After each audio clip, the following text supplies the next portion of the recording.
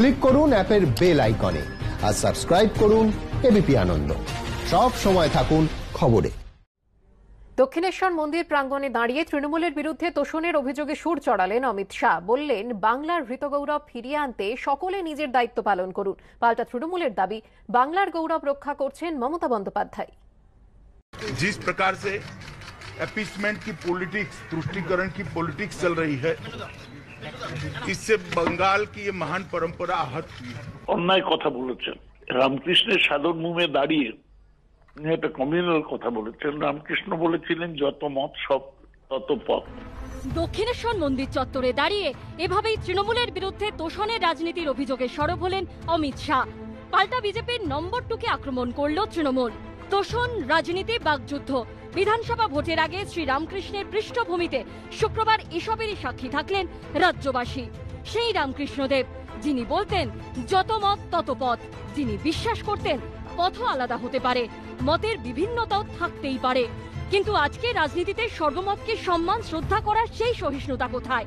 আর প্রেক্ষাপট যদি হয় বিধানসভা ভোট, তাহলে তো একে অপরের মতকে কটাক্ষ আক্রমণ করাই প্রধান হয়ে দাঁড়ায়। बंगाल की महान भूमि, चैतन्य महाप्रभु, स्वामी प्रणवानंद, ऐसे कई भक्ति मार्ग के प्रशस्त करने वाले, आध्यात्मिक चेतना को जगाने वाले लोगों की भूमि रही है।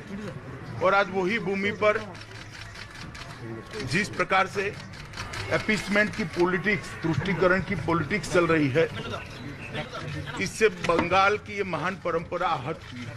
বিনামূল্যে খাদ্য দিচ্ছেন, বিনামূল্যে চিকিৎসা দিচ্ছেন, কাদের দিচ্ছেন? টাটা বিড়লা গোয়েঙ্কাদের তো নয়, একেবারে মাটির মানুষ যারা, তাদেরকে তিনি তোষণ করছেন। এই তোষণ তিনি যুগ যুগ ধরে করবেন। হাজার অমিত শাহ আসুক আর হাজার বিজেপির নেতারা আসুক, তিনি সেখান থেকে সরবেন না। আমরা তোষণ করবো, এদের তোষণ করবো।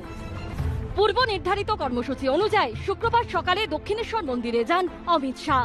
মন্দির প্রাঙ্গণে তাকে বরণ করেন বিজেপির মহিলা মোর্চার সভানেত্রী অগ্নিমিত্রা পাল।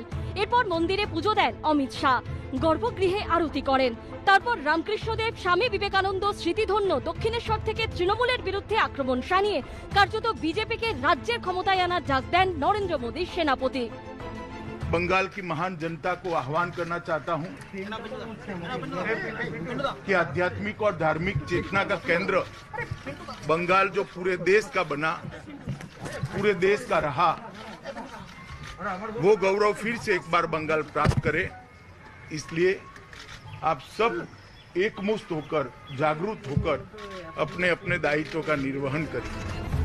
মন্দির প্রাঙ্গণে দাঁড়িয়ে রাজনৈতিক আক্রমণের সমালোচনায় সরব তৃণমূল। যে পিকচারটা মমতা বন্দ্যোপাধ্যায়কে দেখে উঠে আসে, অর্থাৎ তিনি সর্বধর্ম সমন্বয়ের কথা মনে করেন, সেটাই বাংলার গৌরব যদি হয়, তো সেই গৌরবকে রক্ষা করছেন উনি। আর ওনারা সেই গৌরবকে কালিমালিপ্ত করতে চাইছেন। রামকৃষ্ণের সাধনা ভূমি দক্ষিণেশ্বর কেন রাজনীতির আখড়া হবে, এই প্রশ্ন তুলেছে বাম কংগ্রেস। কেউ যদি দিন দহারে স্বপ্ন দেখে, আমাদের তো কিছু বলার নাই। স্বপ্ন দেখার অধিকার প্রত্যেকের আছে। তারা স্বপ্ন দেখছে, তারা সাথে স্বপ্ন দেখতে দিন। বাংলার মানুষ কি করবে আগামী দিনে তার প্রমাণ হবে। আমরা বলছি ধর্মকে, ধর্মস্থানকে, ধর্মগুরুকে, ধর্ম প্রতিষ্ঠানকে, ধর্মীয় আবেগকে, ধর্মীয় তিথিকে, ধর্মীয় উৎসবকে রাজনীতির আঙিনা থেকে দূরে রাখার কথা। 2014 লোকসভা ভোটে জয়ের পর 2015 সালে বঙ্গ সফরে এসে দক্ষিণেশ্বর মন্দিরে গেছিলেন প্রধানমন্ত্রী। এবার 2020 বিধানসভা ভোটের আগে রাজ্য সফরে এসে দক্ষিণেশ্বর মন্দিরে গেলেন অমিত শাহ। এবিপি আনন্দ।